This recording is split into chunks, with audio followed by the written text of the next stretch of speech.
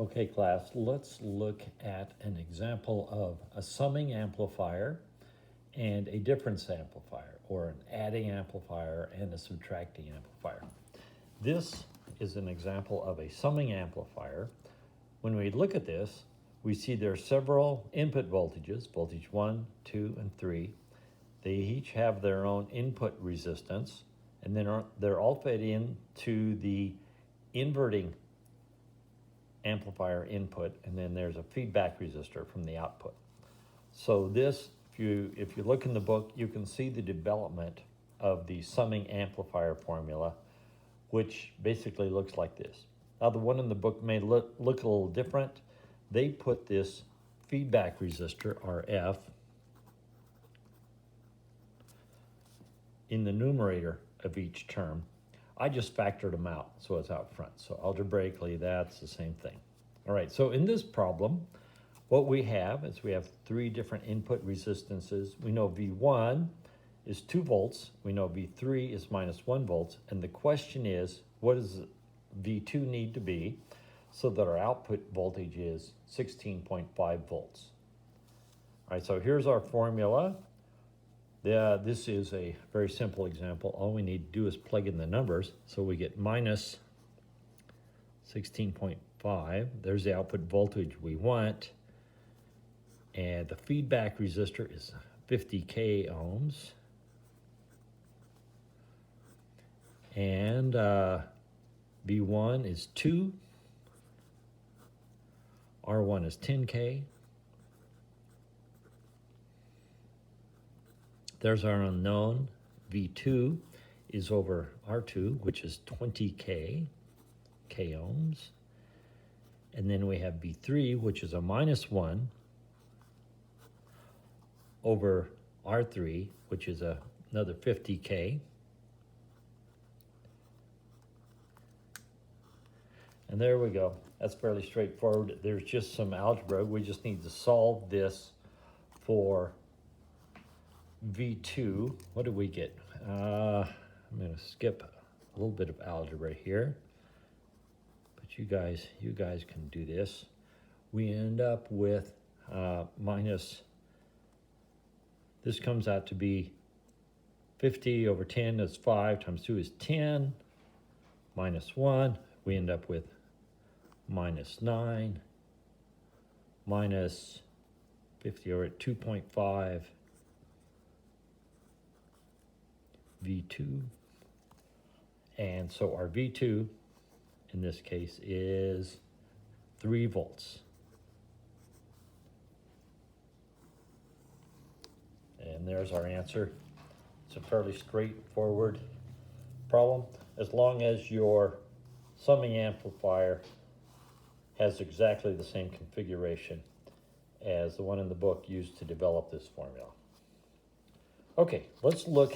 So this is an amplifier that adds voltages. Let's look now at one that subtracts voltages, or a difference amplifier. And the example I picked from one of the problems in the books is a problem where we're asked to design a difference amplifier where the output voltage will have a gain of 10. It's going to be the difference between V2 and V1, V2 minus V1. And then the resistors that are available to us have to be greater than 100 ohms and less than 10K ohms. So here we go. I have a little synthesis problem, but it's actually fairly straightforward. So here's what a difference amplifier looks like. We have one of the voltages going into the inverting input. The other voltage is going into the non-inverting input.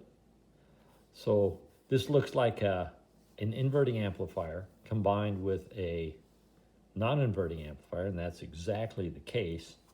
For the general case, if you do the analysis, which they do in the book, we come up with the output voltage is minus V1, because it's going into the inverting input, ratio of R3 over 1, plus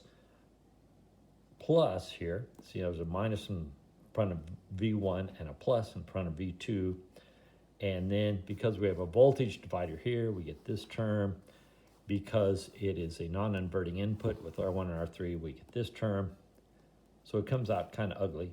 But if we can control the values of chosen for the resistors, if we make R1 equal to R2, and we can make R3 equal to R4, all of this simplifies to our output voltage is the ratio of R3 over R1 times the difference between the two voltages. Since we get to choose what we're using in the problem, let's use that formula. And so I just need to choose values for R3 and R1. We'll make R2 equal to R1 and R4 equal to R3. Anyway, we want a ratio of 10. So I could have 1,000 and 100, or, you know, I wander over to the big box of resistors, and I see that one of the standard values is 470 ohms and 4.7 k ohms.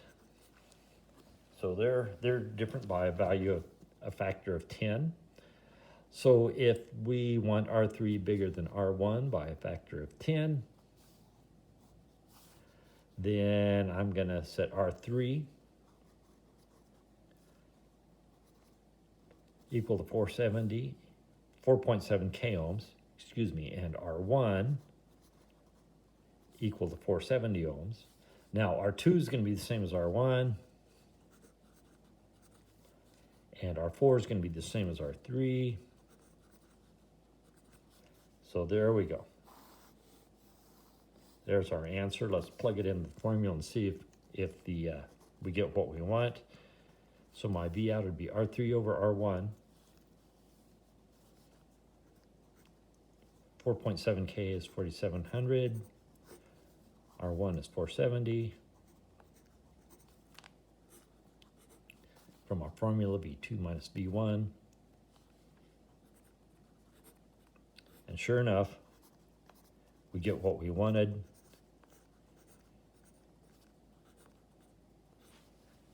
All right, so if you're designing, so that's fairly straightforward if you get to choose the values you're using.